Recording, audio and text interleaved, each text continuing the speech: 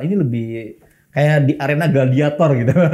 Sepertinya Capres nomor 2 tuh Pak Prabowo seperti tidak siap. Kalau Pak Anies ya, kalau saya melihat sih semangat untuk menjatuhkan itu tinggi sekali. Pukulan bertubi-tubi dari Anies ke Prabowo. Saya agak terkejut dengan timnya Ganjar karena dia punya Mahfud, dia punya laporan tim percepatan reformasi hukum segala macam, tapi nggak keluar. Artinya apa? Artinya secara pijakan pemahaman hak asasi manusia menurut saya ketiga-tiganya ini belum selesai atau tidak paham secara utuh apa itu hak asasi manusia dalam kerangka konstitusi. Jadi bagaimana mau nyapu lantai kotor dengan sapu yang penuh lumpur.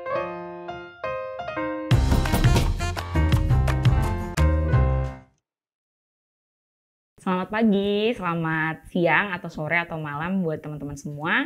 Kembali lagi di podcast Tirto ID for your pemilu yang muda yang berpolitik.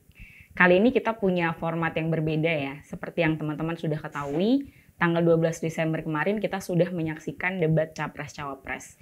Jadi kali ini kita akan merecall kembali video-video tersebut gitu.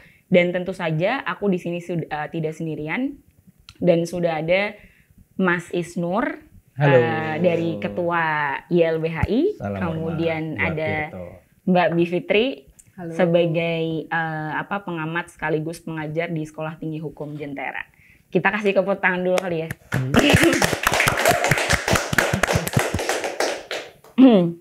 Ini kayak serius banget.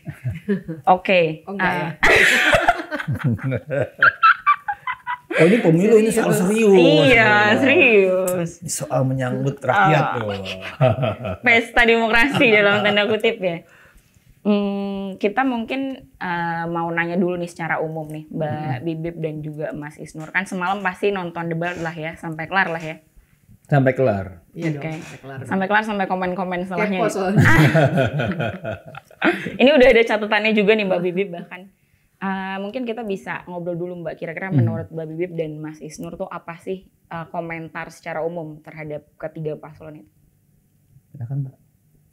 Ketiga paslon nih. Secara umum ya. aja kayak singkat aja gitu, overall. Singkatnya sih saya merasa tadinya saya duga semua akan punya persiapan. Nah itu dulu tuh kali ya.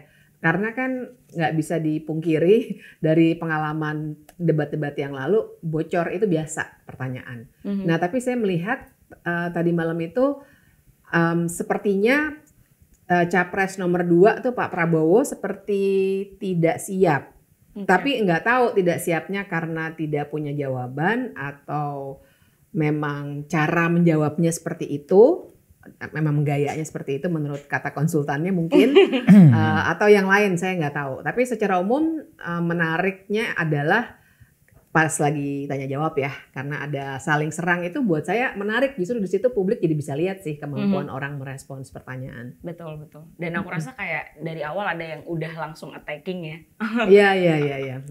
Bikin seru. Sejak awal saya menduga ya pembukaan itu dibawakan dengan tendensi untuk juga menyindir, mengkritik. Jadi emang ya kalau secara umum seru dan build yang dibangun oleh panelis juga ya, pertanyaan juga langsung menukik ke masalah Papua gitu. Itu menurut saya hal yang bagus dipertanyakan kepada capres gitu. Jadi tidak normatif gitu.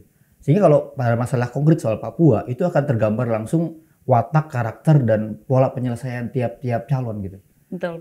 Ketika Prabowo mengedepankan pendekatan sangat militeristik, pendekatan keamanan udah terbayang tuh akan seperti apa Papua ke depan gitu. Dan bahasa yang dipakai bahasa teroris, separatis gitu. Maka penyelesaiannya pasti militeristik, kirim tentara, kirim polisi ke sana gitu. Beda dengan misalnya Anies dan Ganjar, pendekatannya dialogis dan keadilan gitu. Itu side yang sangat kontras kita lihat. Apalagi makin seru ketika pertanyaan dari masing-masing calon langsung menukik ke masalah-masalah inti ya, keluar masalah HAM masa lalu gitu ya, kemudian masalah Kanjuruhan. Bagi saya itu mereka berani untuk tanda kutip dalam bahasa ini ya menyerang gitu. Itu menjadi seru gitu. Dibanding sama-sama cari aman. Iya. Cari aman. Betul. Walaupun memang kalau karena fokus pada titik-titik serangan tertentu, seringkali yang dibahas tidak ini Mbak, tidak komprehensif dan terstruktur rapi. Karena cenderung sejak awal pengen ketika bawa orang tuanya Harun Ar-Rasyid itu kan targetnya nyerang Prabowo gitu. Tapi mungkin masalah utama secara menyeluruh misalnya ada 7 tema ya, HAM, pemerintahan itu nggak diurai keseluruhan. Benar. Jadi dia memilih tema tertentu untuk ngangkat sebagai masalah utama. Gitu. Mungkin kita nanti akan bahas itu lebih lanjut ya di selanjutnya kayak per topik kita akan uraikan kembali gitu. Tapi mungkin sebelumnya kita ke Mbak Bibip dulu nih, kan sempat dihubungi oleh KPU untuk menjadi panelis gitu. Nah kira-kira boleh dibocorin nggak alasannya apa sih kenapa menolak gitu? Dibocorinnya sudah lama ya. Udah bocor sebenarnya. Ini boleh sambil makan nih. Sini. boleh ya. Sambil nunggu Mbak Bibip ya makan. Iya jadi itu asiknya bertiga, itu catatan lagi tuh. Menurut saya kenapa debatnya juga jadi seru karena bertiga. Kalau cuma berdua mungkin agak beda ya. Bener. Nah jadi waktu hari Jumat malam tuh jam 7 tuh saya ditelepon. Dan saya harus ngasih jawaban jam 9 malam. Jadi itu juga agak unik ya karena 2019 kan saya juga panelis. Itu untuk debat bulan Januari, saya dikontak dari bulan Desember. Jadi menurut saya lebih well prepared gitu. Nah kalau yang sekarang ini bayangkan acara debatnya kemarin itu kan hari Selasa, saya dikontaknya Jumat jam 7 malam untuk memberi jawaban Jumat jam 9 malam. Hanya diberi waktu 2 jam. Nah jadi keuntungan saya dalam tanda kutip keuntungan ya, karena saya punya referensi pribadi karena pernah jadi panelis kan. Jadi saya tanya aja langsung, nanti peran saya apa? Sama nggak seperti 2019? Terus dibilangnya sama. Terus format debatnya juga sama nggak sih sama 2019? Katanya sama. Oh ya udah, saya sempat mikir sih memang karena saya di satu sisi sama kayak 2019, makanya saya mau kan saya pengen membawa suara teman-teman. Waktu itu kan masuk isu-isu HAM, reformasi regulasi segala macam. Terus tapi saya pikir kalau format debat dan peran panelis juga masih sama kayak kemarin yang cuma bikin pertanyaan, ya saya merasa saya kurang bermanfaat gitu. Kalau saya kan sekarang milih acara tuh yang saya bisa bermanfaat buat semesta lah gitu. Jadi berarti ini dipilih karena bermanfaat iya dong. Jadi bacaan netizen tuh Mbak, apa tuh? Ini moderator atau Pak jualan kartu nomor pulsa? iya cuma akhirnya gitu ya kan, akhirnya dikasih role-nya gitu kartu gitu kan. Jadi akhirnya dikasih role-nya gitu. Saya bilang iya juga sih ya, dan moderatornya kan duduk, nggak kayak dulu kan berdiri. Menurut saya lebih atraktif berdiri moderator ya. Dia kayak lagi jualan counter handphone gitu, jualan nomor-nomor ya kan. Ya udah, jadi akhirnya saya bilang kalau masih sama kayak dulu, saya lebih baik enggak deh, kan cuma bikin pertanyaan sih semua orang juga bisa kan. Terus waktu Prof Susi, saya kan deket memang sama Prof Susi, terus kita tuker-tuker WA gitu, terus oh ya Mbak Bibip kok nolak sih, saya nggak ada temen nih gitu kan, karena deket banget sih soalnya hanya karena itu. Terus saya bilang sorry Mbak, soalnya kan kalau aku udah tahu 2019 kayak apa. Nah dia tuh wah Mbak ceritain dong 2019 kayak apa, nah dia baru tahu. Tapi saya bilang nggak apa-apa karena kan nanti teman-teman juga seneng kalau ada yang bisa ngerti persoalan gitu kan. Ya itu aja sih sebenarnya ini. Saya tetap respect pada yang menerima tugas itu, buat saya penting juga. Cuma kalau buat saya pribadi kan saya udah pernah gitu ya 2019. Dan waktu itu mental saya tersiksa karena saya hanya ada di sana, pengen ngejar pertanyaan tapi nggak bisa. Buat saya itu sangat-sangat mengganggu. Nah saya nggak mau mengalami itu lagi gitu. Jadi memang personal sih. Gatel banget ya udah kayak pengen. Iya soalnya kan kita kalau bikin pertanyaan kan ya kayak sekarang aja kan udah tahu kita mau arahin kemana gitu. Kalau panelis dalam tanda kutip ya karena sebenarnya pembuat pertanyaan aja. Itu kan bikin pertanyaan terus kita cuma duduk di situ diem aja. Menyerahkan pada moderator pun nggak boleh ngejar kan untuk pertanyaan panelis ya. Jadi ya tersiksa sebenarnya sebagai pembuat pertanyaan. Jadi saya pikir saya nggak mau lagi lah kayak gitu. Iya, nggak bisa menanggapi juga ya sebenarnya. Jadi saya bukan literally panelis sih, ya perumus pertanyaan aja. Bahkan ketika itu mau dialog kayak gini juga buat saya nggak etis kan. Kalau seandainya saya panelis, terus saya mengisi dialog kayak gini juga nggak etis gitu. Jadi saya pikir ya udahlah, mendingan kita mengomentari seperti ini, berdiskusi soal jawaban-jawaban di luar, tidak sebagai panelis. Tapi memang dari segi ini sih ya, dari segi show panggung Mbak, saya juga ingin komentarin nih sebelum substansi ya. Ini lebih menguji si capres. Kenapa dia berdiri di tengah forum di depan penonton yang berputar 360. Makanya sudah dari segi penataan kamera ada banyak yang aneh kan. dia nggak menghadap ke kita sebagai viewer di TV, tapi menghadapnya ke samping gitu, menghadapnya ke belakang. Jadi ada banyak blocking karena itu situasi panggung yang berputar. Benar. Tapi juga pertama satu menguji itu, yang kedua nggak ada podium. Orang itu kan kalau debat ya butuh catatan, saya berpikir ya butuh catatan, butuh reminder. Tapi ini menguji orang ingatan. Itu bagus.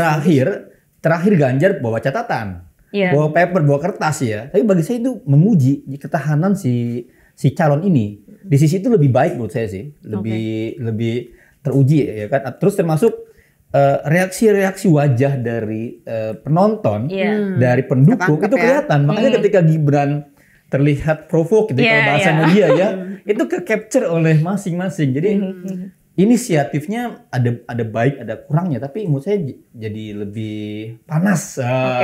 Lebih hangat suasana. Kalau dibanding sebelumnya kan memang cuma di depan doang. Anyep gitu ya, lebih formal. Ini lebih kayak di arena gladiator gitu. Benar gak sih? Anjay, gladiator benar sih. Benar. Kayak semua bisa lihat dari semua sisi. Iya. Pertanyaannya ntar untuk cawapres diganti nggak? Saya nggak tahu. Saya agak-agak menunggu-nunggu sih. Walaupun saya nggak tahu dari sisi teknik gitu ya. Apakah dengan ruangan terbuka gitu Mbak itu menjadi noise gitu ya, dan si moderator beberapa kali dia terganggu karena si penonton itu tidak mau berhenti. Iya, riuh banget. Tapi itu kan bagian dari show gitu ya. Tapi 2019 juga gitu kok. Gitu ya. Maksudnya penonton nggak mau berhenti. Nggak berhenti ya, tapi karena jarak juga. gitu ya, si capresnya di panggung, penonton di bawah, nggak kelihatan mungkin banget lebih gitu. Ada bener. Kalau semalam tuh kayak semua bercampur. Mestinya nggak usah ada penonton dari pendukung. Kalau di luar negeri itu biasanya nggak ada penonton dari pendukung.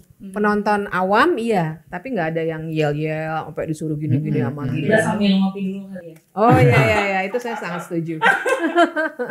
Biar lebih ini ya, Iya. Jadi memang pada akhirnya ini bercampur ya, bagi saya ini ya seperti benar-benar panggung gitu. Bukan sarana dialogis yang agak dalam tergali, tapi lebih kepada bagaimana memanfaatkan waktu yang sangat sempit, mampu memaparkan visi, menyampaikan masalah sekaligus menyerang lawan gitu. Saya sih gitu Mbak, forumnya bukan debate yang agak serius menguji pikiran gitu ya. Jadi kita lebih merasa nih Mbak, lebih dapat penjelasan si capres itu di forum-forum dialog yang informal, yang lain. Yang ya forumnya Habibie Center misalnya gitu, forumnya CSIS, itu lebih kelihatan secara utuh pandangan dari calon dibandingin forum debat semalam Mbak. Itu forum semalam tuh kayak lebih forum gladiator untuk saling menjatuhkan. Sepakat nggak Mbak Bibip? Aku sih melihatnya gitu Mbak. Gimana Mbak? Mungkin nggak terlalu bisa dibedakan karena di banyak debat lainnya biasanya Pak Prabowo atau Gibran nggak pernah mau hadir. Jadi agak susah juga. Iya. Tadi malam itu seru karena yang dua bisa dalam tanda kutip menyerang. Kalau di tempat lainnya kan nggak ada nomor 2 itu yang tadi malam heboh justru sering kali nggak hadir. Itu suatu poin menarik yang menurut aku terkait kayak setting panggung gitu. Sehingga kemudian jadinya kita jadi melihat ajang saling menjatuhkan, tapi menurut aku itu juga perlu. Bagus. Satu sisi. Mungkin kita akan masuk ke topik-topik yang spesifik ya. Tadi yang mungkin mahasiswa juga udah sempat singgung. Tapi mungkin sebelum ke sana kita akan ngobrol dulu nih dari semalam gitu ya. Ada nggak sih visi misi atau strategi atau apapun yang mereka sampaikan tuh yang kayak menarik atau kayak bisa di highlight gitu? Boleh dari Pak Lorman aja. Yang penting pengen saya highlight sih soal KPK ya. Ya, KPK. Itu penting banget tuh. Maksud saya kelihatan yang secara konkret bilang KPK dibalikin seperti dulu. Nah, itu kan pesan paling penting. Kalau cuma soal bilang saya pro pemberantasan korupsi sampai akarnya, how gitu. Saya juga bisa bilang apa aja sekarang kan. Dan tapi kan yang terpenting adalah gimana caranya untuk memberantas korupsi itu, dan sebenarnya komitmen atau paling tidak kalau saya sih kurang percaya ya dengan apa yang disampaikan dalam debat karena nanti harus bernegosiasi lagi, tapi paling tidak pemikiran bahwa ini loh akar masalahnya, salah satunya karena KPK-nya dibunuh. Nah itu dulu keluar ditaruh di atas meja untuk dibahas, itu bagus gitu. Nah itu yang paling kelihatan. Nah terus yang kedua mungkin soal HAM-nya itu. Soal HAM yang juga tentu saja Pak Prabowo nggak bisa memberikan jawaban yang konkret ya. Padahal pas pertanyaan soal pengadilan HAM, sebenarnya kan itu nggak menyerang Prabowo menurut saya. Pertanyaannya kan apakah Bapak akan mendirikan pengadilan HAM sesuai DPR bla bla bla gitu ya, umum. Tapi dia tuh langsung take it personally gitu. Jadi kita juga jadi mikir, ini kenapa sih kok dia tiba-tiba jadi marah padahal sebenarnya ya pertanyaannya pertanyaan umum. Walaupun pertanyaan keduanya memang kan spesifik ya, kuburan dari orang-orang yang diculik. Nah itu mungkin di pertanyaan kedua itu dia tersinggung terus langsung jadi nggak fokus gitu. Tapi kan juga aneh Mbak, dijawab karena penanya saya gitu. Yes. Itu pertanyaannya, jawaban yang menurut saya reaksi yang menurut saya tidak tepat. Karena apa? Karena ya kalau Anda presiden, Anda punya kewajiban. Jaksa Agung sebagai penyidik pelanggaran HAM berat bawahan Anda. Itu kan tanggung jawab. Ya kan? Terus kemudian bagaimana dia memberikan support. Misalnya Pak Jokowi membentuk sekarang tim penyelesaian non yudisial, itu kan memang di bawah Menko Polhukam gitu. Sayangnya memang semalam juga pihak Pak Prabowo atau Pak Anies tidak menyerang balik Jokowi. 10 tahun gak ada kemajuan apa-apa ini. Padahal saya udah nyangka mereka akan menyerang itu. Gak ada. Itu udah gak sabar banget kan. Gak ada. Kita akan lihat video cuplikan semalam ya. Kita langsung masuk aja soal ini kali ya, HAM di Papua gitu. Oh Papua, oke. Ini menarik banget yang tadi udah ini penting. Sangat penting ya. Kita mungkin lihat dulu ya cuplikan dari pernyataan Prabowo. Masalah Papua adalah rumit karena di situ terjadi suatu gerakan separatisme. Dan gerakan separatisme ini kita sudah ikuti cukup lama. Kita melihat ada campur tangan asing di situ. Dan kita melihat bahwa kekuatan-kekuatan tertentu selalu ingin Indonesia disintegrasi dan pecah. Untuk itu memang masalah hak asasi manusia itu menjadi sesuatu yang harus kita utamakan dan mungkin tadi ada beberapa kata yang bisa di-highlight ya, dan kayaknya tadi juga udah sempat disinggung oleh kalian berdua juga soal separatisme, disintegrasi, gitu. Nah, intervensi asing, itu juga. Mungkin bagaimana sih Mas Isnu? Isnu dulu. Mereka belum baca tulisannya Tirto. Tirto itu pernah mengangkat ya kan 4 akar masalah Papua yang ditulis oleh peneliti LIPI ya kan. Itu kan bukan itu masalahnya. Masalahnya pertama dia ada sejarah peperak itu yang diangkat. Bagaimana mengobati atau memperbaiki sejarah itu. Yang kedua kekerasan yang sangat panjang. Ya kan, marginalisasi yang terus menerus. Pelanggaran HAM yang enggak selesai-selesai juga gitu. Nah, tapi sayangnya emang ketiga-tiganya juga tidak membongkar ini gitu. Jadi ada riset negara oleh LIPI ya kan enggak dipakai oleh pemerintah. Nah, Prabowo itu mewakili kekeliruan pendekatan yang selama ini dipakai oleh pemerintah. Jadi dia nggak pernah baca sebenarnya, dia nggak mengetahui masalah Papua itu apa. Gitu. Dan saya kira juga karena Prabowo latar belakangnya militer ya, kan satu-satunya yang militer sekarang di antara tapi banyak Mbak militer yang mengetahui masalah itu banyak gitu. Tapi ini kan hanya dia terjebak dalam stereotip yang dibentuk selama ini bahwa itu adalah perjuangan teroris, perjuangan separatis gitu. Tapi problem inti masyarakat kenapa protes, kenapa mengalami diskriminasi itu nggak terungkap gitu. Anies misalnya mengungkapkan ketidakadilan, tapi apa ketidakadilannya? Itu juga nggak diungkap oleh Anies gitu. Ganjar hanya ngasih solusi soal dialog. Di titik pertama berangkat soal Papua, debat semalam tidak menjabarkan itu. Ya mungkin ketiga-tiganya nggak baca Tirto ya, nggak baca Tirto yang sudah mengulas ini gitu. Harusnya mereka membaca masalah Papua sebagai masalah sentral karena ini masalah yang dipertanyakan oleh global. Ini bukan soal intervensi asing tapi global. Bertanya ada pelanggaran HAM, media nggak boleh meliput di sana, setiap demonstrasi pasti dihabisi di sana gitu. Itu pasti jadi perhatian semua orang gitu. Dan kalau bicara asing justru pertanyaan kita kenapa Jokowi kemarin memperpanjang kontrak dengan Freeport, ya kan naik moran di sana tanpa bertanya ke orang Papua gitu. Pertanyaan kenapa ada apa Jokowi memperpanjang kontrak Freeport tanpa tanya ke masyarakat adat di Papua sebagai pemilik sah dari tanahnya itu. Jadi kepentingan asing ini jangan-jangan Prabowo nuduh Jokowi. Pertanyaan kan itu kan. Tapi di sisi lain kemudian dia menyebut bahwa Jokowi paling banyak berkunjung ke Papua. Iya, berkunjung kalau Berkunjungnya untuk apa? Nah, iya, itu sebenarnya. Jadi kan keywords tadi ya, intervensi asing, separatisme sama teroris, itu kan 3 kata kunci yang dipakai untuk menjustifikasi kehadiran militer di Papua. Gitu. Jadi saya kira buat saya Prabowo mewakili pikiran itu gitu. Karena justifikasi itu harus terus-menerus jadi ini mereka kan apa ya, lagu lama yang diulang terus dan itu sehingga sumber pelanggaran masuk HAM, ke kita. Itu sumber Iya. pelanggaran HAM selama ini. Soalnya kan kalau misalnya buzzernya kalau ngomongin Papua itu biasa tuh, kita biasanya langsung diserang, bahasanya itu persis gitu.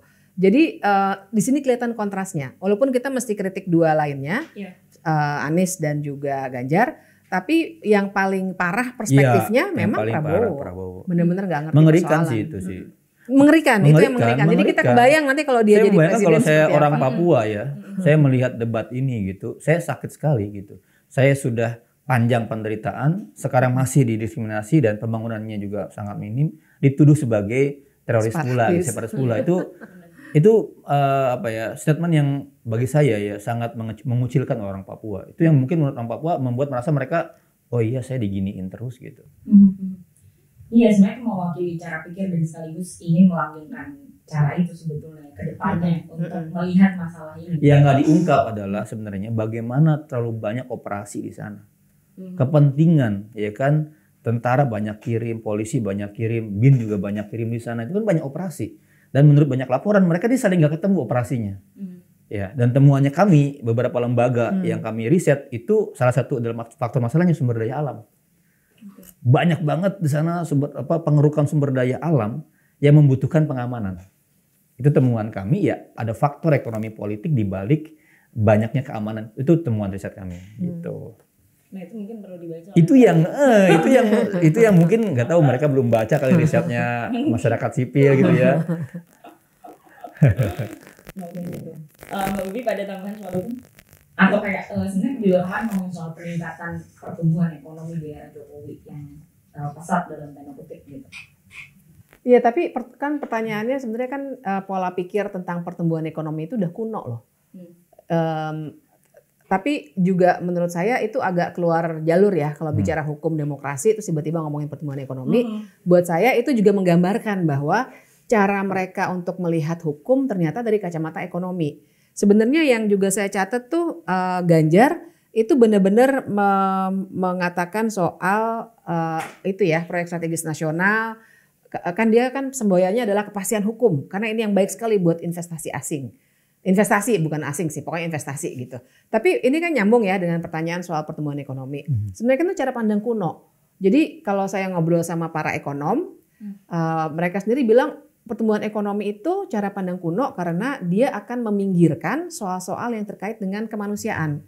Makanya sekarang tidak hanya GDP atau produk domestik bruto biasanya yang cuma hitung-hitungannya yang besar-besaran gitu ekspor impor, tapi juga ada yang namanya human development. Jadi pembangunan itu juga dimaknai sebagai pembangunan manusia-manusianya. Jadi juga harus terekam tuh apakah banyak angka pengangguran, angka kematian ibu melahirkan, orang yang kelaparan. Kalau cuma pakai angka pertumbuhan ekonomi itu nggak terbaca. Nah jadi buat saya kalau berbicara hukum dan demokrasi dan HAM, terus cara pandangnya adalah pertumbuhan ekonomi, ya bisa diduga nanti akan menggunakan segala cara. Jadi hukum digunakan untuk pertumbuhan ekonomi. Itu yang pendekatan law and development ya. Kayak proyek strategis nasional. Untuk tujuan pertumbuhan ekonomi itu, hukumnya kan langsung bengkok semua. Orang digusur ya kan, terus pengadaan tanahnya karena khusus untuk proyek strategis nasional. Jadi sebenarnya hukum hanya digunakan untuk pertumbuhan ekonomi. Nah ini yang juga mestinya justru dibongkar. Jangan sampai ada lagi cara pandang seperti itu. Hukum tuh bukan untuk pertumbuhan ekonomi aja, tapi untuk aspek-aspek lainnya di masyarakat gitu.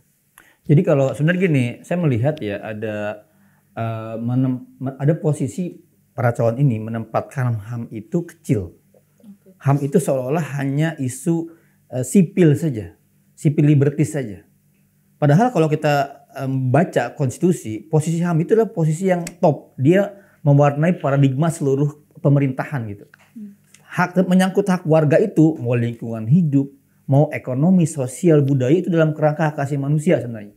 Termasuk keadilan, bicara keadilan, bicara hak asasi manusia gitu. Jadi ketika HAM ditempatkan satu subtema oleh KPU gitu, bagi saya itu mengecilkan bahasa dan cakupan HAM itu sendiri. Itu juga jadi problematik.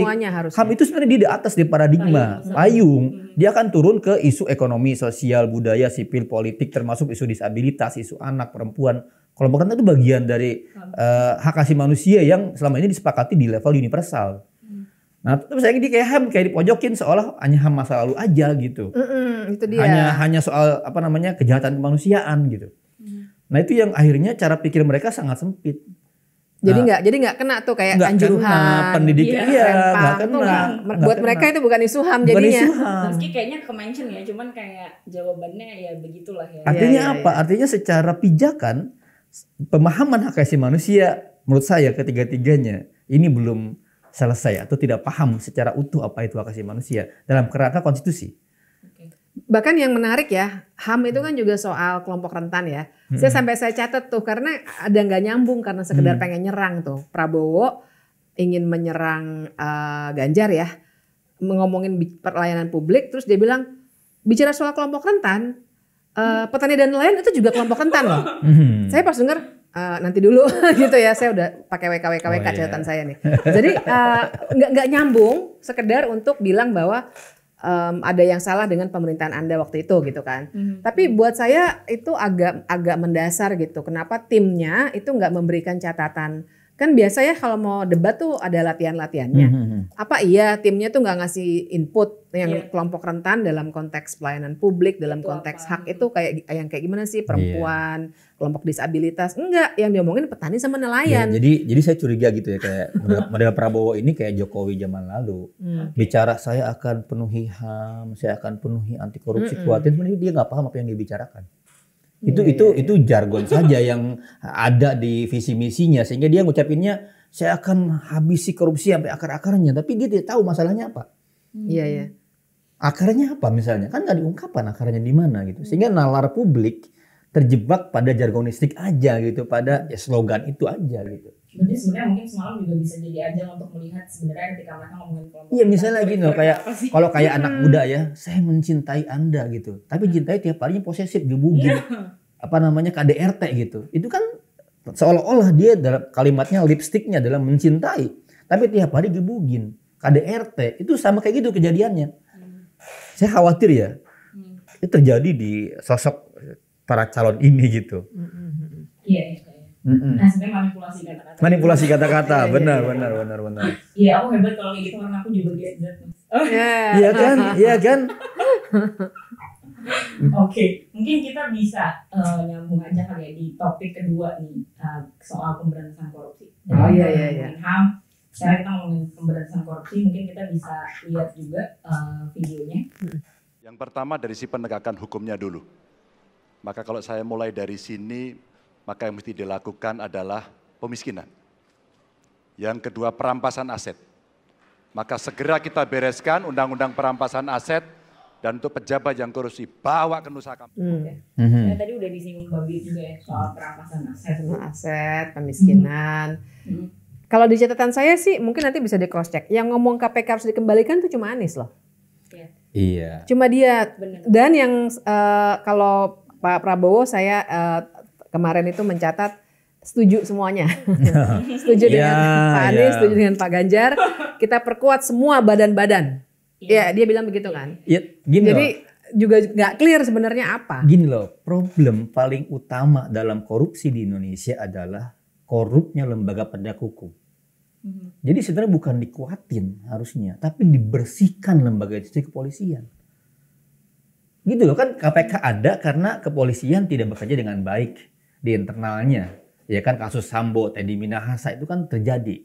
Di kejaksaan juga sama, kemarin Kejari di mana baru ketangkep gitu. Sebenarnya dalam kasus penyelesaian korupsi dimanapun berada, Hong Kong sebagai sebuah contoh, yang paling utama diselesaikan adalah lembaga institusi penegak hukum. Kita mau berharap gimana sama Mahkamah Agung kalau dua sekretaris Mahkamah Agung nih, pejabat yang paling tinggi, korupsi 2 orang. Hakim Agungnya Sidi Gazalba korupsi. MK-nya 2 hakim ditangkap karena korupsi. Itu yang nggak di-mention, lembaga-lembaga yang ada sebagai sarana pemberantas korupsi. Bahkan ketua KPK-nya sekarang tersangka korupsi. Kena juga. Bagi saya itu problem yang nggak disampaikan oleh mereka. Ya Pak Anies nyebut memperbaiki KPK, tapi Pak Anies harusnya juga bagaimana membersihkan kepolisian, kejaksaan, Mahkamah Agung, MK gitu. Karena apa? Karena pemerintah nggak bisa berdalih, tidak bisa menjangkau loh Mbak. Sekjen semua lembaga ini, sekjennya Mahkamah Agung, sekjennya Mahkamah Konstitusi itu orang pemerintah. Sekjennya KPK orang pemerintah. Dan kepegawaian, promosi, mutasi itu di sekjen sebenarnya. Jadi itu yang menurut saya nggak menangkap itu di forum semalam. Jadi sedikit aja gitu. Ya udah penguatan basmi sampai akar-akarnya. Apalagi tadi Pak Ganjar itu hanya di ujung kan, RUU perampasan aset, memiskinkan hanya satu bagian dari putusan hakim. Bagaimana caranya memiskinkan? Berarti kan bagaimana memperbaiki tuntutan.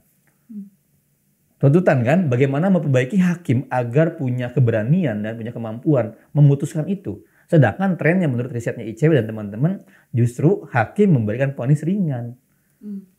Kan gitu, ada siapa Mbak yang menteri yang diberi hukuman ringan gara-gara sudah dibully itu? Juliari. Ari Juliari. Juliari kan gimana coba? Otaknya hakim yang sekarang ya memandang koruptor itu harus dikasih hukuman ringan karena dibully gitu. Atau terakhir misalnya koruptor dimakamkan di Taman Makam Pahlawan Kalibata. Gara-gara bayangkan ini luas sekali problematikanya. Harusnya dia menjelaskan secara sistematis misalnya 7 masalah utama gitu. Saya ingin mendapat itu sebenarnya dari para capres ini. Dan mungkin buat mereka juga isu korupsi nggak berani ngomong terlalu banyak sih. Karena akan terkait dengan parpol-parpol yang jadi pendukung mereka juga. Dan mereka sendiri kan juga sebenarnya ada kasus-kasus yang dikunci juga. KPK-nya juga dibunuhnya toh sama parpol-parpol yang dimana mereka bercokol gitu-gitu ya. Jadi saya kira mereka nggak akan terlalu banyak mengelaborasi karena akan terlalu banyak yang disinggung nantinya mungkin. Tapi yang jelas memang kalau buat soalan pemberantasan korupsi sih sama sekali nggak terang tuh. Nggak terang. Tadi malam. Nggak dalam itu, nggak dalam. Nggak dalam. Nggak dalam. Mungkin ya itu tadi ya karena mereka juga punya kepentingan. Dan si para calon ini tidak menguji ke calon yang lain. Jadi ketika babak 3, 4, 5 itu nggak ada challenge dari masing-masing untuk menggali ini. Ya, memang banyak sepakat setuju. Ya, setuju. Tapi tidak ada pendalaman. Kalau bagi saya, tolong Pak Ganjar jelaskan maksudnya apa. Tolong Pak Anies jelaskan gitu. Masyarakat sipil juga bisa ya. Benar. Iya. Apalagi Pak Prabowo tidak sama sekali tidak punya konstruksi soal itu gitu. Sayangnya juga kami juga tidak menemukan secara utuh di visi misi gitu. Di visi misi kita nggak menemukan secara utuh kerangka perbaikan anti korupsi seperti apa gitu. Iya, dugaan saya sih gitu karena mereka nggak ada yang berani menjanjikan apa-apa. Mereka tahu itu nggak akan bisa dicapai gitu. Karena sumber korupsinya saling menyandera. Karena sumber korupsinya korupsi di partai politik. Iya. Itu kayaknya kesinggung ya soal pembayaran. Oh iya. Si partai politik dan bla bla bla itu kayak. Apa remunerasi ya pembayarannya, pembiayaan. Karena memang dalam mungkin saya agak miss ya, tapi di dalam diskusi sebelumnya dengan timnya Pak Prabowo, mereka memang firm banget ingin menaikkan gaji dari para pejabat negara dalam upaya memberantas korupsi. Dan kemudian ya tentu saja kan kita harus challenge dong. Saya bilang loh, faktor penyebab korupsi itu bukan kebutuhan loh, tapi keserakahan. Gaya hidup serakah. Jadi mau naikin gaji sampai 1M satu orang pun kalau orangnya serakah ya dia tetap akan korupsi. Itu bukan solusi gitu. Iya. Tapi setelah dia bilang gitu baru dia oh iya juga sih. Tapi sebenarnya waktu saya jadi pokoknya salah seorang pejabat, gaji saya itu cuma 3 juta loh Mbak. Ya gitu kan. Jadi maksud saya nggak ada konsep. Tapi tunjangannya ratusan juta. Betul. Pejabat tuh tunjangannya gede. Mungkin kita bisa masuk ke ini ya, karena menyinggung soal itu mungkin kita bisa langsung masuk ke soal independensi kehakiman. Karena tadi disebut juga kan kenaikan gaji, gaji hakim. Mungkin kita bisa lihat cuplikan ini. Rakyat, saya akan memperbaiki kualitas hidup semua hakim-hakim di Republik Indonesia. Semua pekerja di sekitar pengadilan dan semua penegak hukum akan saya perbaiki kualitas hidupnya gajinya diperbaiki supaya mereka tidak dapat diintervensi, tidak dapat disogok, tidak dapat dikorup. Itu komitmen saya kepada rakyat Indonesia. Terima kasih. Masih ada waktunya Bapak, silakan. Ini di catatan Mbak Bibip kayaknya udah ada WKWK. Ada WK, benar-benar ini ada WKWK-nya. Dia tidak tahu Mbak bahwa gaji hakim sudah sangat tinggi sekarang. Tinggi banget gaji hakim asli. Karena hakim sudah sebagai pejabat negara, maka gajinya sangat tinggi. Paling kecil 40-an kan. Iya. Sudah sangat besar. Jadi hakim itu di antara para pejabat negara yang gajinya sangat besar. Sudah. Mau nambah berapa lagi? Iya. Bahkan hakim MK tuh ratusan take home-nya ya. Gede banget Take hakim home-nya bisa sekarang. lebih dari 100 juta. Iya. Tanya aja Pak Mahfud, kayaknya dia pernah bilang deh, harta kekayaan saya segini sudah karena sangat besar. sebagai hakim dia bilang gitu. Sudah sangat besar. Firly itu hartanya udah sangat berlebihan. Sudah sangat besar, sudah sangat kaya, tapi tetap korupsi. Jadi bukan itu masalahnya sebenarnya. Jadi Pak Prabowo tidak mengetahui masalah akar korupsi di kalangan hakim sebenarnya. Oke. Jadi saya sama teman-teman kan 2003 tuh, terus kemudian 2010 direvisi, bikin cetak biru pembaruan peradilan. Itu kompleks banget masalahnya. Dan gaji itu cuma satu aspek dan itu akhirnya juga sudah dinaikkan. Waktu itu Sri Mulyani waktu itu sudah jadi Menteri Keuangan, tapi sebelum yang periode Jokowi ya. Itu negosiasinya luar biasa tapi sudah naik. Jadi itu datanya mungkin keliru. Karena udah tinggi sekali tapi di luar itu juga kompleks sekali. Bahkan dengan cetak biru pembaruan peradilan toh sekarang juga masih banyak kekacauan dalam hal macam-macam tadi ya. Gazalba Hakim Agung masih korupsi segala macam. Tapi ya itu kan membuktikan bahwa dari cetak biru itu saja yang berbicara mulai dari rekrutmen hakim, pengawasan, terus juga bisnis prosesnya diubah, terus pembentukan kamar-kamar peradilan di Mahkamah Agung. Itu udah lengkap semuanya. Nah kelihatan dia tidak tahu masalah sebenarnya apa. Gitu. Dan harusnya kan dia di pemerintah. Dan Pak Ganjar juga wakilnya Pak Mahfud yang sedang membentuk tim reformasi percepatan reformasi hukum. Harusnya kalau Pak Prabowo dan Pak Ganjar membaca dokumen itu saja, membaca dokumen pemerintah yang buat, mereka sudah menemukan sebenarnya banyak temuan-temuan dan rekomendasi utama sebenarnya. Sebenarnya banyak sekali kayaknya PR dokumen yang harus dibaca. Iya ini jangan bacaannya tahun 2004 gitu ya. Iya jadi saya nggak update sama ini sama perkembangan. Sayang sekali Pak Prabowo nggak baca itu gitu. Tapi berarti maksudnya itu bisa kita bilang sebagai satu hal ya. Cuman kayaknya itu juga kemudian sudah terakomodasi ya. Hal yang lebih kompleksnya mungkin tadi soal pengawasan, perekrutan. Tapi kalaupun ini nggak terungkap, saya membaca visi misinya. Di visi misinya Pak Prabowo tidak sama sekali menyebut Mahkamah Agung atau peradilan. Cek deh. Tidak sama sekali. Kata Mahkamah Agung hanya ada divisinya Anies.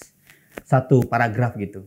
Jadi reformasi peradilan sebagai kunci dalam reformasi hukum nggak jadi perhatian. Pun di Ganjar apalagi. Ganjar lebih sedikit sekali kan ininya, apa visi misinya gitu. Jadi ya memang mereka tidak memahami bagian ya bahwa sebagai kepala negara, bukan hanya kepala pemerintah nih problemnya nih. Mereka hanya memikirkan kepala pemerintahan saja Mbak. Jadi visi misinya too heavy-nya as eksekutif. Padahal lengan ayun kepala presiden adalah kepala negara juga. Nah posisi kepala negara yang juga punya fungsi-fungsi banyak ya menyeimbangkan itu nggak ada. Itu nggak terjangkau. Apalagi dalam debat nggak tergambarkan gitu. Tapi memang yang dapat WKWK dari catatan saya ini adalah ketika dinyatakan pengadilan tidak boleh diintervensi. Karena kita udah tahu ya intervensi yang terjadi, mungkin kalau buat orang yang nggak tahu itu nggak lucu sih. Tapi kalau buat saya sebagai orang yang kerjaannya itu aja ya waktu hari-hari itu, buat saya itu lucu banget gitu. Menjadi sangat kontradiktif ya. Sangat kontradiktif, ketahuan bahwa ya itu cuma sekedar jargon gitu ya. Dan apalagi kemudian kengototannya itu tampak pada pokoknya terserah istilahnya kan rakyat yang memilih gitu. Jadi tidak ada gagasan. Nggak ada gagasan. Akhirnya balik lagi ke soal gitu. Pokoknya buktikan aja nanti rakyat yang memilih. Padahal kan kita atau publik tuh seringkali juga luput untuk melihat bahwa yang namanya boleh memang betul pemilih yang memilih. Tapi bagaimana seseorang memilih itu kan juga bisa diarahkan. Dan ini yang tengah juga dikerjakan oleh semua paslon. Mengemas masing-masing paslon menjadi sangat keren gitu ya. Saya pikir kalau penonton misalnya sebuah tayangan film online ya yang melihat film Ice Cold itu dengan sangat paham kok bagaimana perkara Jessica itu sedemikian busuk penanganannya gitu. Atau kita melihat yang teman-teman melihat perjalanan sidangnya Haris Azhar dan Fathia, bagaimana Luhut bisa mengintervensi pengadilan. Dia bisa mengosongkan pengadilan. Nggak ada sidang lain demi melindungi dia sebagai saksi. Itu sebenarnya bagi Gen Z ya atau anak muda yang sangat aware informasi diketawain ini. Lu ngomongnya cuma cangcimen aja kan, bohong-bohong gitu. Saya sih melihatnya gitu, Mbak. Jadi nggak sesuai realita. Nggak sesuai realita. Jadi kalau orang yang aware ya, apalagi generasi muda sangat aware sama media sosial dan film-film terkini yang membongkar itu, diketawain mereka. Gitu. Oke, itu catatan yang menarik juga sih. Tapi mungkin kita tadi sudah banyak membahas soal Prabowo gitu ya di isu penegakan hukum ini. Kira-kira kalau untuk kedua capres lainnya gitu, apakah ada catatan dari Mas Nur dan Mbak Bibip? Atau mungkin ada nggak sih yang menurut kalian tuh kayak lebih clear nih menjelaskan atau menguraikan mengenai penegakan HAM? Kalau saya nggak tahu Mbak Bibip, tapi kalau Pak Ganjar ya semalam ketika di 4 menit pertama itu nampak tidak fokus di isu yang semalam diperdebatkan. Saya nggak tahu, tapi kok jadi kayak isunya malah di mungkin keluar isu tema ekonomi. Iya. Itu nggak fokus di isu anti korupsi HAM di 4 menit pertama ya, tapi kemudian kalau di menit berikutnya mulai masuk gitu. Itu sayang sekali. Harusnya 4 menit pertama adalah menguraikan pokok-pokok visi misi dan masalah utama kebangsaan di hukum korupsi HAM asasi manusia gitu. Itu yang dari Pak Ganjar. Nah kalau Pak Anies kalau saya melihat sih dia menguraikan, dia masuk ke pokok perkara. Tapi memang semangat untuk menjatuhkan itu tinggi sekali. Jadi ketika membawa Pak Harun Al-Rasyid gitu ya, membawa bapak dari korban dan langsung menohok ke Prabowo, itu memang disengaja dimaksudkan untuk bagian dari perlawanan. Dan langsung diutarakan di awal. Di awal gitu. Itu startingnya langsung ya mengibarkan bendera untuk bikin hangat suasana gitu. Tapi dia mengangkat masalah yang utama di keseharian kita. Banyak orang nggak dapat keadilan gitu, banyak korban yang nggak dapat pemulihan gitu. Itu masalah utama. Tapi dia tidak menguraikan juga masalah-masalah pokok-pokok secara sistematis di awal. Itu menurut saya kekurangannya gitu. Iya, yang saya setuju sih. Jadi yang konsisten pada topik itu memang Anies. Pas Prabowo juga kan kata kuncinya persatuan ya. Kemudian kalau Ganjar kata kuncinya kepastian hukum. Yang kepastian hukumnya juga paradigmanya menurut saya paradigma ekonomi gitu. Jadi kelihatan kan dari pembukaannya dia itu. Ya paradigma ekonomi benar. Sehingga agak mengkhawatirkan sih kalau buat saya, yang kita semua sih yang melihat bagaimana ternyata hukum digunakan sebagai alat pertumbuhan ekonomi. Jadi yang masuk ke persoalan-persoalan yang kunci dalam topik besarnya ya memang cuma Anies sih, harus diakui. Saya tuh menyangka awalnya yang akan sangat menguasai adalah Pak Ganjar. Karena Pak Ganjar sarjana hukum. Dan ada Pak Mahfud. Saya menyangka awalnya begitu. Kan Pak Anies kan orang sarjana ekonomi.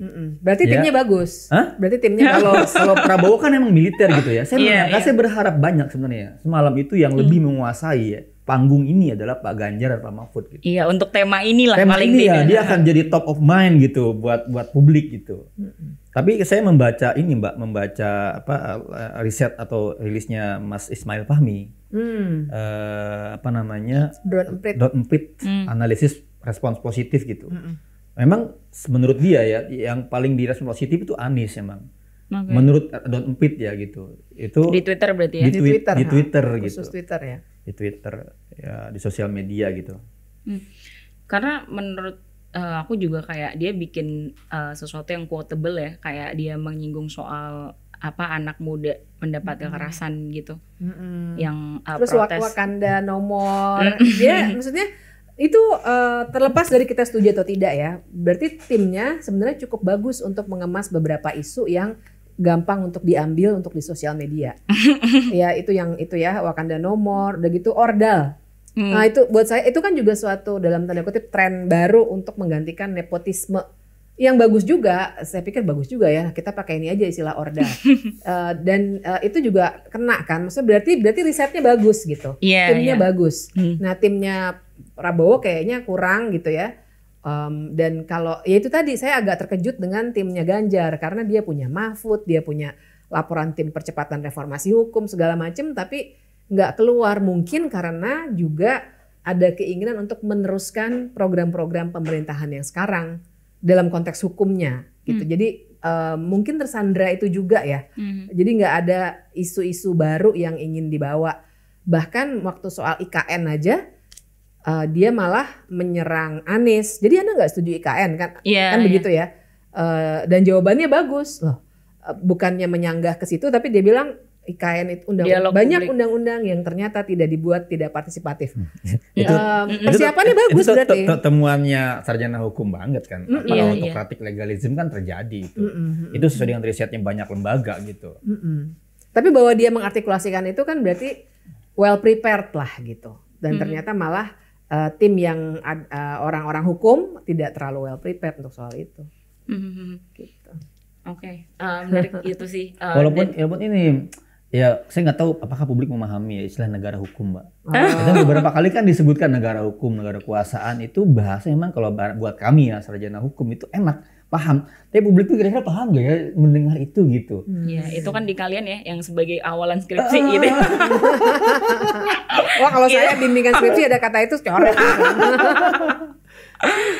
Oke. Tadi kan Bibip sebenarnya udah sempat nyinggung ya soal rakyat yang putuskan kayak gitu-gitu ya. Mungkin sebenarnya kita bisa masuk ke tema putusan MK bermasalah secara etika. Mungkin kita bisa lihat cuplikan. Dan kita ini bukan anak kecil, Mas Anies. Ya.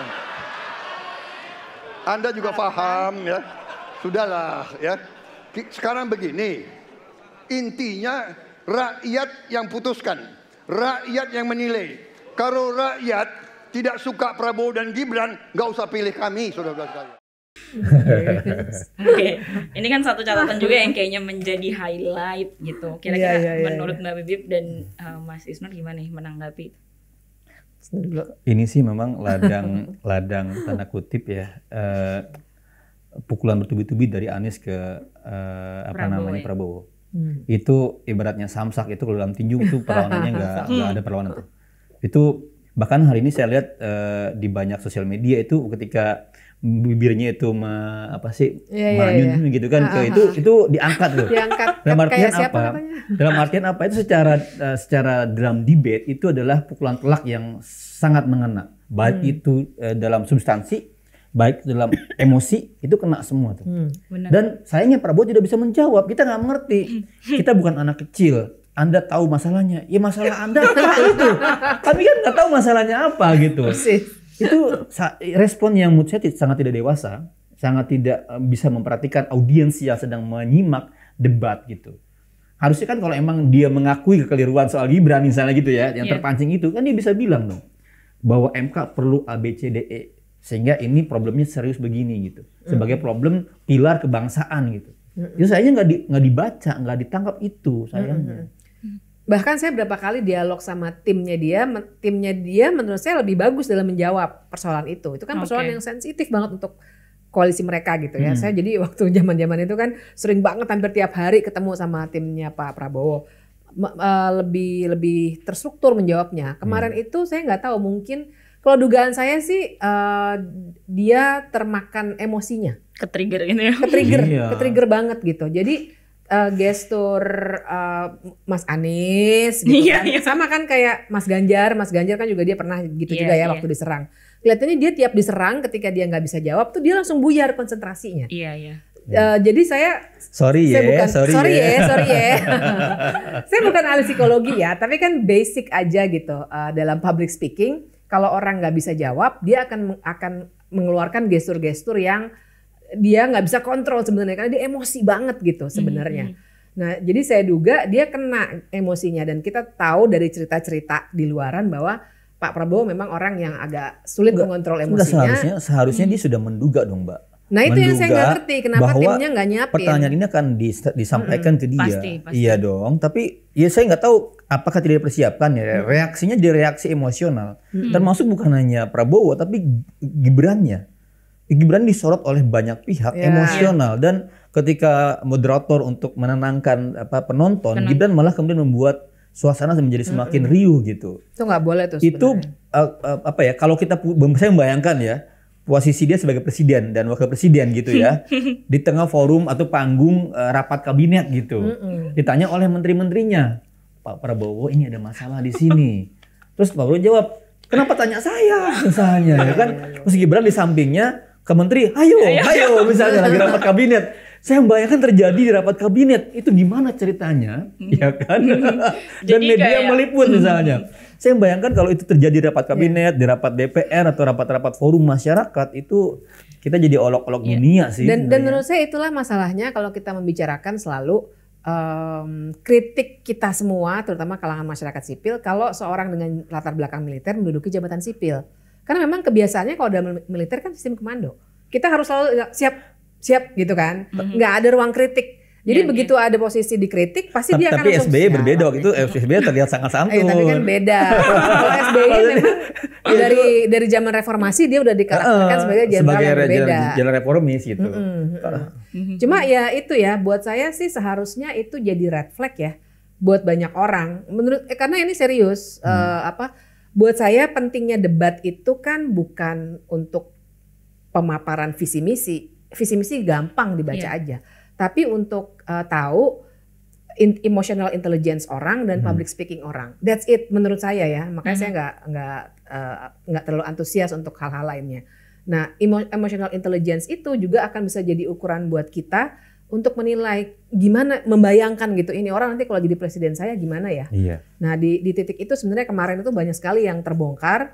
Jadi apa hal-hal yang selama ini tonjolkan ya, gemoynya, joget-jogetnya. Tapi kan ternyata terbongkar bahwa ada aspek-aspek emosional yang nggak bisa dikontrol.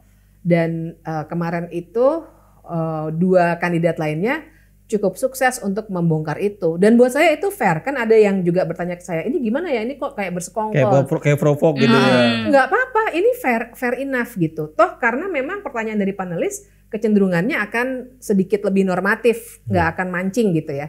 Jadi ada forum tanya jawab dari 2 kandidat lainnya, itu kan mereka toh saling bertanya, nggak cuma Prabowo doang yang diserang kan, Ganjar juga diserang, Anies juga diserang terus gitu. Jadi tapi kelihatan siapa yang mampu merespons dengan kalem, tetap fokus, isunya hukum nih pokoknya nih gitu ya, dan nggak pakai gestur-gestur yang menunjukkan emosinya. Itu penting banget. Apalagi ntar bayangkan presiden lah yang akan mewakili kita di forum-forum internasional. Ya, jadi gini, ada banyak orang Mbak mengatakan bahwa nggak penting kemampuan berdebat retorika, kemampuan menyampaikan gagasan itu nggak penting. Sangat-sangat salah itu Mbak.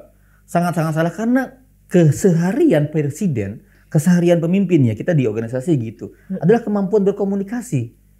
Kalau kita tidak bisa deliver pikiran dengan baik, tidak mampu menerima kritikan dengan baik, tidak mampu mengubah suasana crowd dengan baik, dengan komunikasi, itu hancur negara. Jadi debat itu adalah gambaran utuh sebenarnya. Bagaimana dia mimpin keseharian, bagaimana dia mengatasi masalah, bagaimana dia menerima catatan dari pihak-pihak yang lain, itu gambaran utuh. Jadi kalau dia di forum debat itu nggak tahan dengan cibiran, kritikan, provok, maka kesehariannya seperti itu. Keseharian seperti itu. Iya. Dan memang itu sih seperti yang dibilang Mbak Bibip ya, sepertinya kayak debat memang untuk tujuan memang untuk melihat itu gitu. Oke lah, visi misi sudah tersebar lah sebelumnya, meskipun mungkin tidak semua membacanya ya, tapi aku rasa ya kayak sebenarnya kemarin tuh untuk melihat respons. Soalnya kalau yang berharap kita pengen denger nih janji dia, kalau saya sih nggak terlalu take that too seriously. Maksudnya nggak akan merasa bahwa janji yang mereka ucapkan di dalam debat itu akan mereka lakukan. Iya kan, maksudnya mereka harus negosiasi lagi sama bohirnya, sama koalisinya, sama parpol non koalisi, karena kita sistemnya presidensial multipartai gitu kan. Jadi buat saya janji itu nggak penting. Yang penting adalah penampilan dalam public speaking dan emotional intelligence. Menggojlok itu. Ini adalah gojlokan rakyat untuk calon pemimpin. Karena ini nothing personal. Kalau Anda menyatakan siap sebagai pemimpin, maka akan ada suasana yang sangat berat dengan segala amanatnya gitu di depan panggung publik gitu. Jadi Anda jangan kemudian jadi baper. Kenapa nanya saya? Ya Anda juga presiden, wajib siap ditanya gitu kan kira-kira. Belum lagi sekarang sirkulasi konten nih sangat sangat kenceng ya. Kayak nanti bisa dipotong udah nyebar kemana-mana.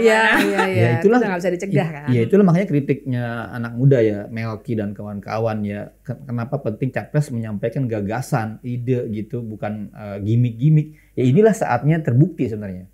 Mana yang kira-kira emang punya kokoh gagasannya gitu. Dia tidak textbook, tidak membaca. Dan yang memang selama ini ngandelin gimmick.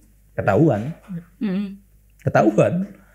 Pertanyaannya publik, terdampak nggak? Itu pertanyaan berikutnya itu kan. Kita harus lihat survei lagi nanti. Secara elektoral berdampak nggak gitu?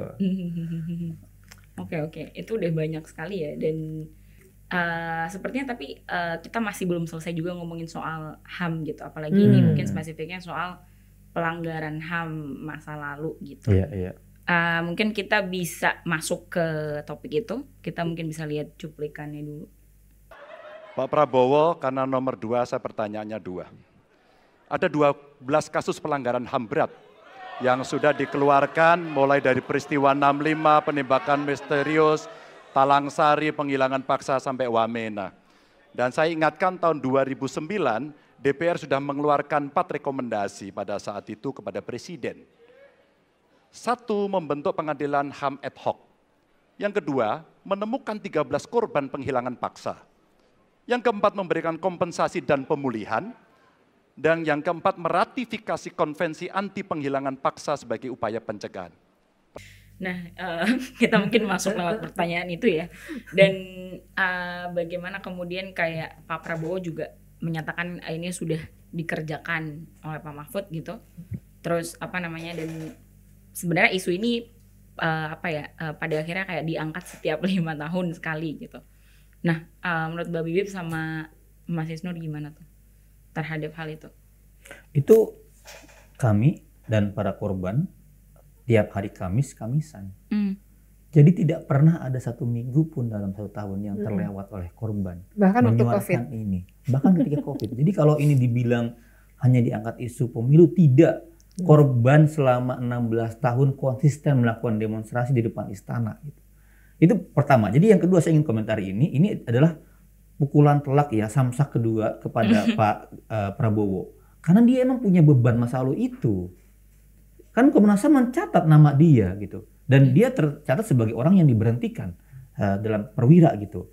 Dan ya walaupun sekarang orang-orang yang teriak-teriak di masa lalu itu bergabung dengan dia gitu. Itu kan lucu ya, kayak Agung Gumelar dan kawan-kawannya. Ya itu yang sepertinya dia singgung Wiranto yang memecat dia, membacakan pemberhentian itu bergabung dengan itu aneh banget gitu kan. Jadi ada kops yang memang bergabung di sana. Tapi kira-kira gini. Tapi juga problem ketika Pak Ganjar mengangkat, karena orang kan dulu pernah berharap banget dengan Pak Jokowi yang menyuarakan hal yang sama. Tapi selama hampir 10 tahun ini, 9 tahun tidak pernah ada progres dari Pak Jokowi. Ya, pun dengan partainya yang sedang berkuasa itu tidak pernah ada progres gitu. Dan dihajarnya kan, sekarang diangkat Pak Prabowo, dulu juga Mega bareng Prabowo gitu. Itu kan pukulan balik yang akhirnya kena gitu. Jadi saya berpikir memang problematik. Prabowo problematik sebagai dia orang yang emang bermasalah karena terlibat dan lain dugaannya gitu kan. Tapi juga ketika diangkat oleh Pak Ganjar yang dari PDIP bermasalah juga di masa lalu, sehingga orang-orang bilang ini 5 tahunan ini diangkatnya. Kecuali Pak Jokowi berhasil ya, ada kemajuan 1-2 kasus saja dibawa ke sidang gitu dan ditangkap pelakunya. Itu kan jadi enak angkatnya. Itu problem menurut saya dua-duanya gitu. Dua-duanya. Tapi unik juga bahwa sekarang kan sebenarnya Pak Jokowi ada di bagiannya Pak Prabowo. Ya, tapi terima kasih Pak Ganjar sudah ngangkat ini. Itu bagi saya penting dan itu menunjukkan sikap sih memang. Kita bersyukur Pak Ganjar angkat ini gitu, dan dia bilang saya berdiri bersama korban, walaupun bagi saya ragu sih untuk itu. Iya. Maksudnya kelihatan kan bahwa Pak Prabowo itu jawabannya benar-benar dia ulang-ulang kan, saya yang membela dengan keras hak asasi manusia. Tapi bahkan untuk sekedar menjawab apakah akan ada pengadilan HAM, itu dia nggak berani jawab. Padahal bisa aja diolah. Loh, Anda udah bikin komisi udah bikin untuk yang non yudisial kok, misalnya gitu ya. Ya saya tinggal teruskan saja programnya Anda, misalnya Pak Mahfud. Itu ditunjuk Pak Mahfud kan. Tapi kan nggak sama sekali. Dia langsung terbawa emosi gitu. Karena ya itu tadi, karena dia juga memang merasa punya dosa. Jangan lupa tidak hanya di Dewan Kehormatan Perwira, bahkan nama Pak Prabowo itu ada di dokumen-dokumen, kalau kita lacak dokumen-dokumen di United Nations ya, karena kan juga ada persoalan di Timor Leste juga dengan Pak Prabowo gitu. Jadi ini persoalan yang sangat pelik dan nggak ada yang berani ngasih janji lagi-lagi, dan akhirnya bahkan emosi sampai dia sempat ada yang bilang come on Mas Ganjar gitu kan. Nah itu kan gestur dia lagi terancam lagi dan dia nggak mampu menjawab sebenarnya. Jadi bagus ini diangkat sekali lagi. Dan kalau boleh sih saya pengen menyoroti orang-orang yang duduk di belakang Pak Prabowo. Yang saya agak kesal ya, terus terang aja ya ngelihat orang-orang yang kemudian mengglorifikasi Prabowo padahal mereka sebenarnya adalah orang-orang yang jadi korban pelanggaran HAM beratnya Pak Prabowo sendiri seperti Budiman Sujatmiko dan kawan-kawan. Mungkin itu Stockholm Syndrome ya. Tapi apapun itu dan mereka malah begini ya, itu saya lihatnya tersinggung banget, apalagi korban. Saya nggak kebayang karena sehari sebelumnya kan memang korban bersama teman-teman juga konferensi pers menanggapi hal itu. Dan saya waktu lihat itu saya langsung gila, ini sakit hati banget pasti korban ngelihat bahwa benar-benar mereka itu tidak memperhitungkan bahwa yang mereka sedang kecilkan pada malam itu adalah nyawa teman-temannya, orang tuanya, anaknya, Bu Sumarsi kan gitu ya. Tapi ya tuduhannya kan seperti itu. Ini selalu munculnya nih musiman dan segala macam. Padahal wah nggak kurang kita. Tidak hanya hari Kamis untuk Cak Munir, terus ulang tahun Cak Munir 8 Desember kami suarakan lagi. Hari kematian Cak Munir juga kami suarakan lagi. Pas peristiwa Semanggi 1, Semanggi 2 kami suarakan juga. Jadi 5 tahunannya dari mana gitu. Dan bagus juga itu diangkat. Jadi kita bisa membincangkan ini supaya terang buat semua orang. Karena banyak loh anak-anak mahasiswa terutama yang Gen Z gitu ya. Yang memang nggak tahu. Memangnya dulu Pak Prabowo kenapa Mbak? Kata beberapa mahasiswa yang pernah saya temui. Saya tahu sih ada catatan, tapi apa sih yang terjadi gitu. Nah jadi mungkin bagus juga nih kalau kita kemudian meminta anak-anak yang belum tahu untuk nonton banyak sekali sebenarnya dokumentasi apa yang terjadi tahun 98. Jadi terang buat semuanya. Kalau saya ini jadi gini, saya tuh melihat ada semacam logical fallacy yang hendak disajikan. Dengan mengajak Budiman Sujatmiko bersama Prabowo seolah-olah masalahnya selesai. Seolah-olah tidak ada lagi dosa dan kemudian kesalahan dan HAM berat itu dianggap hilang gitu. Itu kekeliruan dalam berpikir. Masalah tetap ada, korbannya lain belum ditemukan, itu masalah yang belum selesai. Jadi ini swing gitu ya, spin masalah dengan masalah yang lain gitu. Yang kedua adalah saya perlu mendengar korban sebenarnya.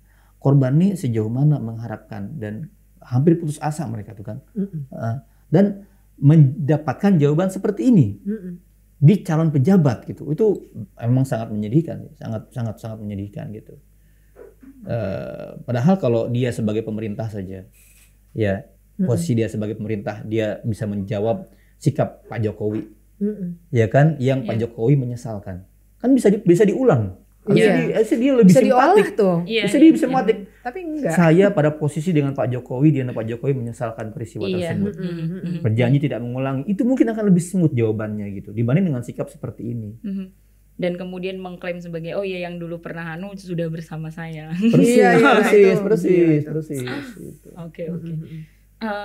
Tapi bagaimana kemudian Mbak Bibip dan Mas Isnur ini melihat tantangan penyelesaian HAM berat ini sebelum gimana sih?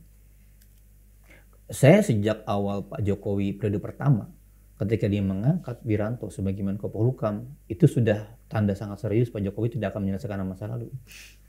Langsung terjerat. Apalagi periode kedua ketika dia menempatkan Prabowo sebagai Menhan, itu sudah berat. Jadi kalau ada orang baru sadar betapa tidak baiknya gitu ya Pak Jokowi di tahun 2023, kalau kami sejak 2015 sudah bicara itu. Korban sudah tidak punya lagi harapan ke Jokowi ketika Pak Jokowi angkat Wiranto sebagai Menko Polhukam. Ya, jadi memang di banyak negara pun kalau kita studi komparasi, biasanya yang membuat pelanggaran HAM berat masa lalu itu nggak bisa dibongkar adalah ketika orang-orang pelakunya itu duduk di pemerintahan. Nah, sekarang bayangkan kalau yang terduga pelaku nanti akan jadi kepala pemerintahan. Nah, jadi itu juga yang pernah saya pertanyakan dalam sebuah dialog lainnya dengan tim-tim capres-capres begitu ya. Timnya aja, waktu itu nggak ada capresnya langsung. Tapi studi komparasi menyatakan hal itu. Itu yang kemudian menimbulkan yang namanya impunitas. Karena dengan sendirinya si orang-orang yang duduk di pemerintahan akan menjaga jangan sampai dirinya dan kelompoknya atau keluarganya mungkin mantunya gitu ya sebenarnya pelanggar HAM, maksud saya bapak mertuanya pelanggar HAM, anaknya jadi panglima misalnya gitu. Dia akan berusaha dong supaya keluarganya nggak akan kena. Dan ini terus-menerus terjadi persis seperti dikatakan Isnur. Jadi ketika kemudian Pak Wiranto jadi Menko Polhukam, terus malah Pak Prabowo kemudian juga jadi Menhan dan seterusnya, ya udah ketahuan nggak ada intensi untuk itu. Makanya biasanya dalam negara dalam masa transisi ada tuh yang namanya vetting mechanism. Jadi orang-orang yang punya dosa pelanggaran HAM berat masa lalu itu disaring duluan dengan ketat sehingga nanti bisa bersih lama-lama sistem hukumnya. Di kita tuh nggak pernah ada gitu. Bahkan bisa nyapres, bisa jadi pejabat dan seterusnya. Jadi dugaan saya sih memang lagi-lagi ini nggak akan menemukan titik akhir yang lebih terang. Titik terang. Ya. Gitu. Jadi bagaimana mau nyapu lantai kotor dengan sapu yang penuh lumpur. Nah, kira-kira gitu. Waduh, Ya, ini quotable dari Mas Isnur kayaknya. Susah. Ya kan, bagaimana mau menjarakan, menangkap orang sementara tangan Anda sendiri diborgol dalam penjara. Terjerat nggak bisa ngapa-ngapain. Terus Ini udah pernyataan bagus sebetulnya untuk menuju closing ya. Tapi kita masih punya satu lagi yaitu soal penguatan demokrasi. Jadi kita mungkin bisa lihat cuplikannya. Itu penting. Penting banget. Kita menyaksikan bagaimana kebebasan berbicara menurun, termasuk mengkritik partai politik. Dan angka demokrasi kita menurun, indeks demokrasi kita. Bahkan pasal-pasal yang memberikan kewenangan untuk digunakan secara karet kepada pengkritik, misalnya Undang-Undang ITE atau pasal 14-15 Undang-Undang Nomor 1 tahun 1946. Itu semua membuat kebebasan berbicara menjadi terganggu. Yang kedua, oposisi. Kita saksikan minim sekali adanya oposisi selama. Nah, mungkin dari yang Anies tadi ya, bahwa ada penurunan demokrasi, kebebasan berbicara gitu, dan sebenarnya dia juga menariknya adalah menyinggung soal ketiadaan oposisi gitu. Nah, menurut Mbak Bibip sama Mas Isnur gimana tuh? Apakah itu menjadi sesuatu masalah yang memang harus dalam tanda kutip dibenahi? Saya tuh yang pertama surprise. Anies bisa menghafal pasal 14 dan 15 Timnya Undang-Undang bagus, makanya 146. saya bilang. Timnya yang bagus. Ini kami sedang uji materi ke MK dan pasal ini pula diterapkan kepada banyak aktivis. Fathia dan Haris itu dikenakan pasal ini di ITE 1416 KU 146 dan pasal 310 KUHP. Hampir semuanya tuh paket lengkap kalau polisi menjerat pidana 3 itu gitu. Paket itu udah. Iya, saya kaget ketika dia hafal gitu. Biasanya selama ini hanya bicara undang-undang ITE, ini plus undang-undang itu gitu. Itu satu surprise ya. Sarjana ekonom gitu, paham undang-undang itu kelebihan bagi saya. Iya betul. Tapi timnya juga, mungkin kesimpulannya. tapi juga bagi saya ironi. Ini ironi. Kenapa ketika saat dia bicara undang-undang ITE, bicara pasal 14-19 KU 146, di saat yang sama fraksi yang mendukung dia, ya Nasdem dan PKB dan fraksi-fraksi lain mengesahkan undang-undang ITE yang masih mempertahankan pasal-pasal kriminalisasi. Jadi saya bertanya nih komitmennya Anies personal atau komitmen bersama koalisi? Toh koalisinya tidak mendukung dia di parlemen.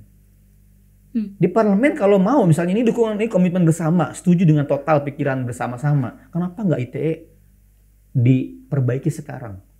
Kenapa buru-buru disahkan dalam keadaan tertutup dan melanggengkan pasal kriminalisasi? Itu ironi buat saya, problematika.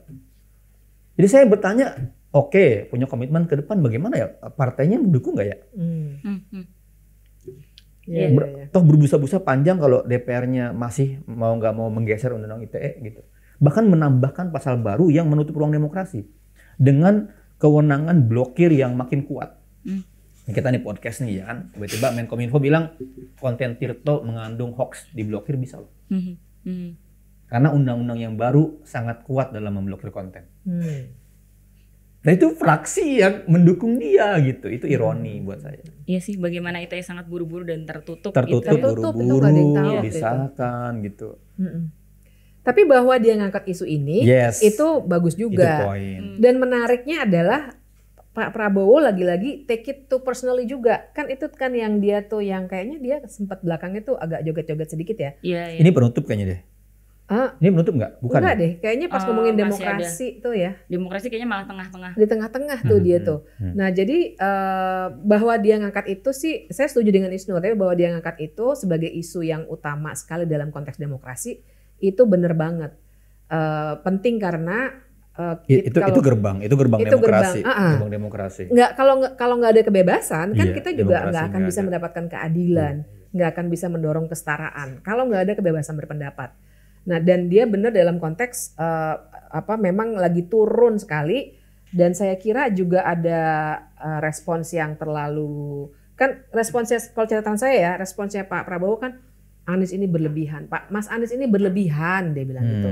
Nah di situ saya berlebihan apa? Bahkan Anda sendiri kan sebenarnya belakangan ini juga timnya Pak Prabowo agak keras untuk mengancam beberapa orang yang juga berpendapat. Ya walaupun bukan timnya, bukan tim koalisinya resmi gitu ya, tapi kita bisa lihat kaitannya. Misalnya yang terjadi pada Aiman. Kemudian Nana dari CNN juga di depan dalam acara langsung ya diancam begitu kan waktu itu. Jadi saya langsung wah ini red flag lagi nih. Seandainya ternyata nanti kebebasan juga tidak mendapatkan ruang yang banyak dalam kacamatanya Pak Prabowo gitu. Sementara Pak Ganjar dia ngangkatnya soal pendidikan politik ya. Nah itu buat saya juga menarik sih untuk diangkat walaupun dia nggak bisa mengelaborasi sebenarnya pendidikan politik yang kayak apa. Seperti apa? Dia kan ngomongin parpol itu melaksanakan pendidikan politik gitu. Tapi nggak jelas juga seperti apa. Jadi kalau dalam konteks demokrasi sih menarik ya buat saya untuk lagi-lagi melihat posisi masing-masing capres itu melihat persoalan Ganjar demokrasi. apa poin demokrasinya? Saya lupa ingat. Ada nggak pendidikan politik? Pendidikan politik ya. Karena ngomongin parpol. Ya. Okay. Yang soal ini mungkin ya karena juga menyinggung soal pembiayaan itu tadi. Pembiayaan dan itu kan yang Pak Prabowo marah itu dia bilang ke Anies, Anda itu kalau dulu saya nggak dukung kurang lebih begitu ya. Iya. Jadi gubernur tidak kalau lepas ini, dari peran dia gitu. Kurang lebih kalau negara ini tidak demokratis seperti yang Anda bilang ya Anda nggak akan bisa jadi gubernur. Gitu tuh. Jadi kemudian muncul isu-isu parpol seperti itu. Ya meskipun kemudian kayaknya yang bisa kita ingat juga dia juga menjawab Prabowo nggak tahan jadi oposisi. Oh iya. Itu serangan lagi tuh apa? Itu serangan balik yang juga counterpart yang juga sangat mengena itu. Kena banget itu. Dan ini tapi memang ya ini problem serius ya. Berekspresi ini problem yang sangat serius dan riset beberapa lembaga misalnya lembaga survei gitu indikator menyebutkan sudah pada angka 70%. Orang Indonesia takut berbicara gitu. Oh iya itu sangat serius dan itu dalam banyak laporan lembaga hak asasi manusia juga lembaga riset ya para sarjanawan di internasional itu yang paling jadi catatan memang di sini gitu. Pembungkaman atau baik di ranah fisik ya kekerasan dan lain di ranah digital itu problem yang sangat serius. Dan ini sebenarnya yang paling kita khawatirkan karena Orde Baru menutup ruang itu gitu. Jadi ini jangan dianggap main-main ketika misalnya ini menjadi problem yang kita semua jadi takut gitu. Dan kalau dulu kekerasan, tapi sekarang dengan dalih hukum memfasilitasi gitu. Hukum sama digital. Hukum dan digital. Itu sekarang mengerikan itu. Jadi bisa dibayangkan misalnya gini, di poin yang pertama diangkat ya, di saat ada di tengah-tengah ada satu orang cawapres milenial. Tapi ada ribuan mahasiswa yang dikerasin itu benar sekali. Karena 2019 kami menerima laporan pengaduan mendampingi lebih dari 4.000 orang ditangkap. 2020 6.000 orang ditangkap. Emang itu fakta gitu. Itu fakta. Cek aja. Bahkan diakui oleh polisi. Polisi menangkap lebih dari 6.000 orang. Saya sering kutip nih risetnya YLBH yang ini. Jadi itu mengerikan sekali. Maksudnya keseharian kita gitu. Iya dan kita tidak bisa melupakan reformasi di korupsi juga kan. Persis. Jadi bagi saya mahasiswa ya angkatan itu 2019, 2020, 2021 itu sangat mengenang kekerasan yang mereka alami dan penuh dengan trauma gitu. Dan saya pengen menyoroti juga ya cara untuk menjawab bahwa Pak Anies itu berlebihan gitu kan poinnya itu. Nah tadi saya bilang kan itu red flag buat saya karena begini itu menggambarkan banyak orang yang menganggap bahwa demokrasi itu hanya soal institusi-institusi dan pemilu. Jadi udah ada pemilu nih kita mau pemilu sebentar lagi dianggapnya kita udah demokratis. Padahal demokrasi kan lebih dari itu. Jauh lebih dari itu. Kita bicara soal partisipasi politik saja itu bukan cuma pemilu loh. Di antara dua pemilu itu harusnya kalau kita datang ke DPR minta didengar harusnya didengar juga. Kalau misalnya tidak pakai ruang formal tapi pakai demonstrasi itu juga dijamin dalam konstitusi sebagai bagian dari alat untuk berdemokrasi secara sah. Nah tapi karena dianggapnya yang namanya demokrasi adalah pemilu dan institusi-institusi itu makanya dianggapnya kritik soal kebebasan berpendapat itu sesuatu yang berlebih-lebihan, dan kalau orang udah kepilih jadi gubernur maka itu sudah demokratis. Nah itu buat saya cara pandang yang harus kita bongkar tuh, hal seperti itu yang keliru sekali, dan itu yang menyebabkan demokrasi kita sebenarnya makin terpuruk. Jadi indikator demokrasinya Pemilu. terbatas pada kalau udah pemilu udah beres gitu, padahal ya enggak. Lihat aja undang-undang yang diproduksi Itu selama 5 cuma tahun belakangan. demokrasi formil, tapi substantifnya nggak dapat. Nggak dapat. Ya sebenarnya jadi ini sih, menurut saya Mbak Bibi ya, dibanding 2019 debat ini lebih naik level. Kalau menurut saya kualitas debatnya itu ya lebih hidup gitu. Menurut saya sih. Saya nggak tahu apakah karena memang faktor para calonnya ya, ada Ganjar, ada Anies gitu. Saya sih merasa karena sekarang 3, jadi saling serangnya enak juga gitu. Kalau berdua kan kayak pakai gitu, nggak enak aja gitu. Dan posisinya tuh Pak Prabowo di tengah pula. Iya. Di tengah suatu gitu kan. Kebetulan yang menarik. Jadi saat berikutnya Anies yang ini counter, ini Ganjar yang counter. Ya memang sesuai urutan sih ya. Iya. Kok pas di tengah gitu ya. Tapi emang dari sudut kamera, Mbak, saya melihat sudut kamera nih ya. Karena posisi nomor 02 pendukungnya, jadi background penonton itu kebanyakan 02 yang kita lihat. Kita tidak mendapat kita tidak mendapat ekspresi wajah sering-sering dari penonton 01 dan 03. Itu juga bagi saya sih, saya pengen lihat wajah tuh para 01 ya, tapi karena di tengah-tengahnya itu dan 02, di belakangnya gitu ya. Kecenderungannya kita lihat di wajah Gibran dan kawan-kawan gitu. Tapi sekaligus jadi bisa menilai ya. Kena sorotan lebih. Oke, tadi udah banyak sekali ya yang kita bahas, dari mulai ya hukum, penegakan HAM, demokrasi, dan ya kehakiman kayak gitu. Mungkin kita sekarang udah benar terakhir nih, Mas Isnur dan Mbak Bib, closing statement nih. Meskipun ini mungkin masih debat yang pertama ya, kita masih ada 4 kali lagi gitu. Kira-kira ada catatan nggak, catatan penting gitu nggak yang bisa membantu masyarakat atau mungkin anak-anak muda untuk bisa menjadi dalam tanda kutip hakim kalau mau meminjam kata mereka ya di 14 Februari nanti? Ya tentu saja, kalau saya sih melihatnya kita jangan juga terlampau terlena dengan apa yang mereka sampaikan dalam debat. Buat saya itu jangan dipegang juga sebagai janji, tapi dicatat boleh banget. Jadi nanti kita akan minta mereka, mana nih kita bisa hukum lagi mereka dalam tanda kutip kalau kita mau ikut dalam pemilu 2029. Itu catatan pentingnya. Nah, tapi kalau buat anak-anak muda, saya ingin mendorong supaya benar-benar melihat beberapa hal yang bisa jadi red flag. Jadi maksudnya bayangin mereka presiden gitu, terus imajinasikan aja. Jadi dari 3 itu kira-kira mana yang kayaknya kita bakal cocok dengan kepemimpinan itu. Dan yang ketiga juga mesti dicek, cek fakta yang dibikin oleh banyak. Tirto juga kan bikin ya, banyak lembaga, itu beneran mesti dibaca lagi sih, karena banyak hal yang mereka tuh bisa ngomong apa aja. Dan menurut saya itu tadi, kalau misalnya tadi saya sempat berapa kali mungkin terdengar seperti Mas Anies nih bagus nih ininya dan seterusnya. Buat saya itu kerja tim. Jadi jangan mudah percaya terlena betul gitu dengan penampilan pada acara tadi malam. Tempatkan acara debat itu dalam porsi yang sesungguhnya, yaitu untuk melihat kapasitas public speaking dan emotional intelligence-nya para capres. Dan membayangkan mereka jadi pemimpin kita. Udah di situ aja. Kalau masalah yang program-programnya tetaplah skeptis gitu. Skeptis dalam arti tetap berpikir kritis gitu ya. Ini mungkin nggak sih mereka laksanakan? Ini mereka ngerti persoalan nggak sih? Tetaplah skeptis gitu. Jadi jangan mudah yang terharu juga, baik dengan gestur, joget-joget atau yang lain.